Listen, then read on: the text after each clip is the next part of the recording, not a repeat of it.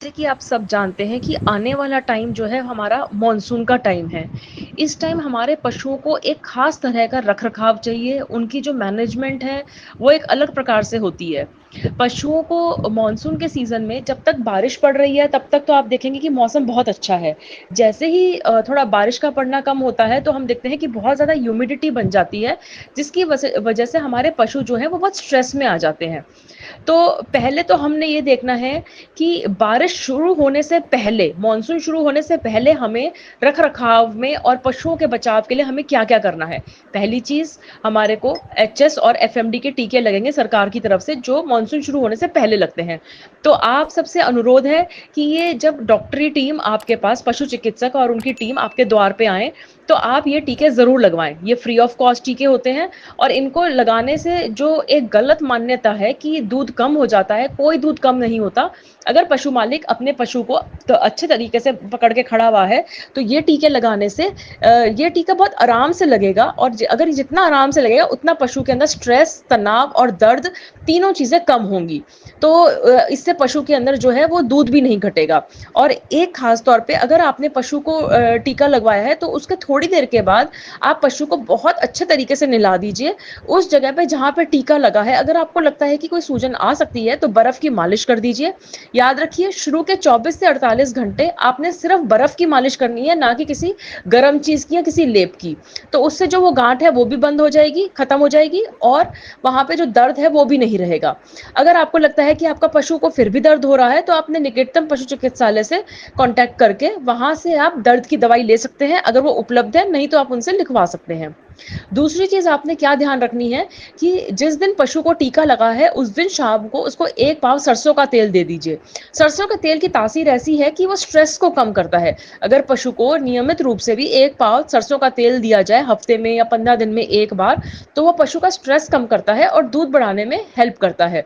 तो आप जिस दिन टीका लगे, उस दिन उसको 1 पाव सरसों का तेल दे दें। अब ये तो हुआ टीकाकरण की बात।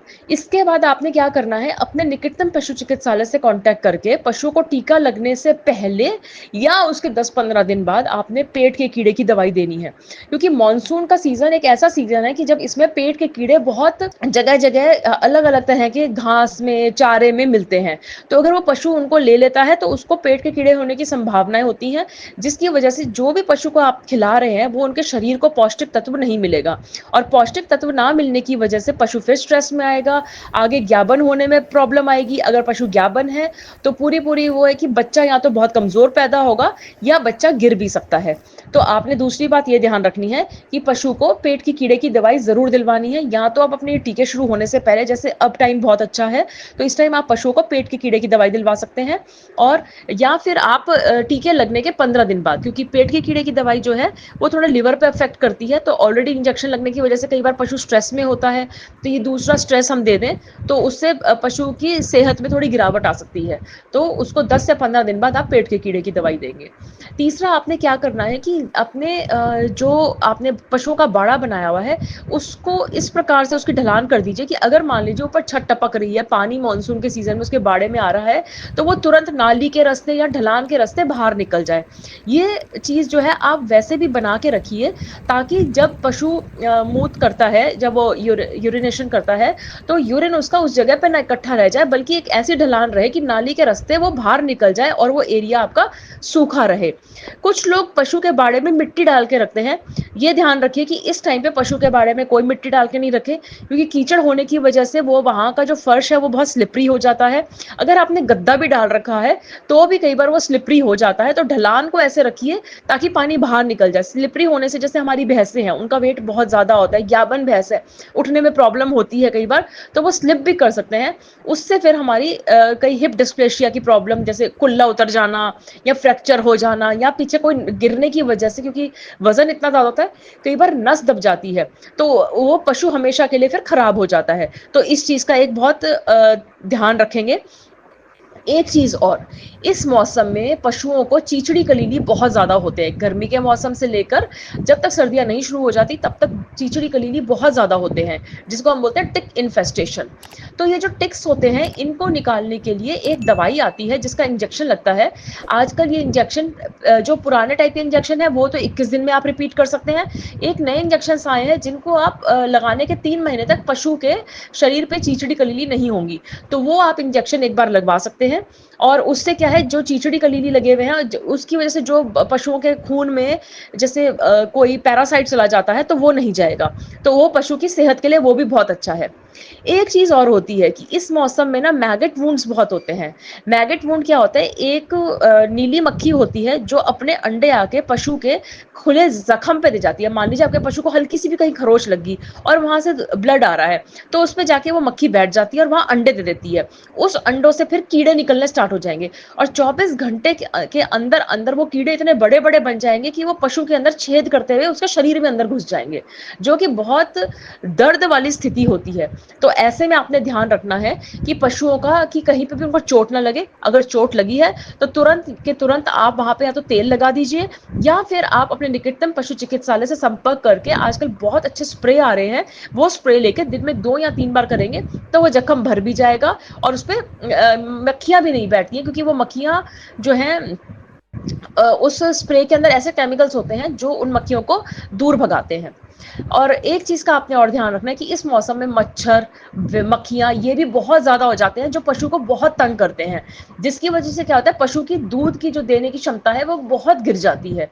तो आपने क्या करना है, अगर आप किसी पंसारी की दुकान पे एक चीड़ का तेल मिलता है, जो मैं आपको नेचुरल इलाज बता रही हूँ, चीड़ का तेल होता है, चीड़ का तेल लेके उसको आप सरसों के तेल में मिला लीजिए। क्योंकि अगर आप सीधा चीड़ का तेल यूज करेंगे तो वो बहुत ही ज्यादा इरिटेटिंग होता है।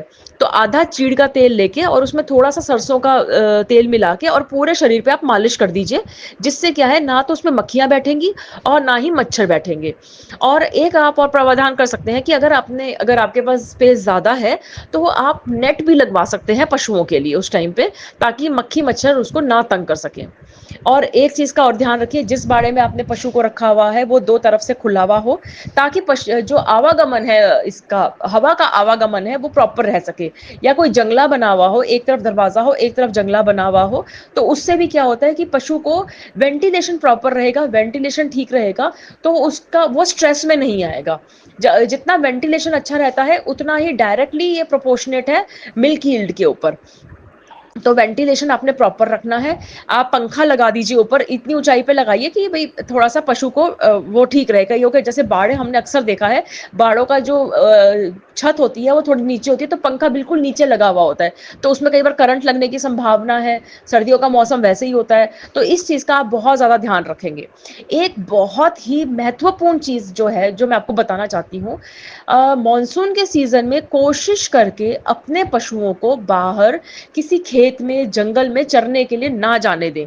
क्योंकि उससे क्या रहता है कि अगर आपका पशु बाहर जाता है, तो हमारे यहाँ पे गांवों में नंगी तारें बिछी हुई होती हैं, कई बार तार आंधी तूफान की वजह से नीचे गिर जाती है, जिनमें करंट होता है। ऐसे बहुत केसेस देखे गए मानसून के सीजन में, करंट लगने से बहुत पशुओं की मौत हो जाती है, जो कि हम उनको बचा भी नहीं पाते। और दूसरी बात, अगर आपने पशु का इंश्योरेंस भी करवा रखा है, तो इंश्योरेंस में इलेक्ट्रोक्यूलेशन मतलब बिजली के करंट लगने की वजह से अगर कोई मौत हो रही है तो उसका मुआवजा भी नहीं मिलता। तो इस बात का आप खास ख्याल रखें कि मॉनसून के सीजन में जब आपके आसपास पूरा गीला है, कीचड़ है, तो पशुओं को बाहर चराने के लिए ना ले जाएं किसी खेत में या किसी जंगल में।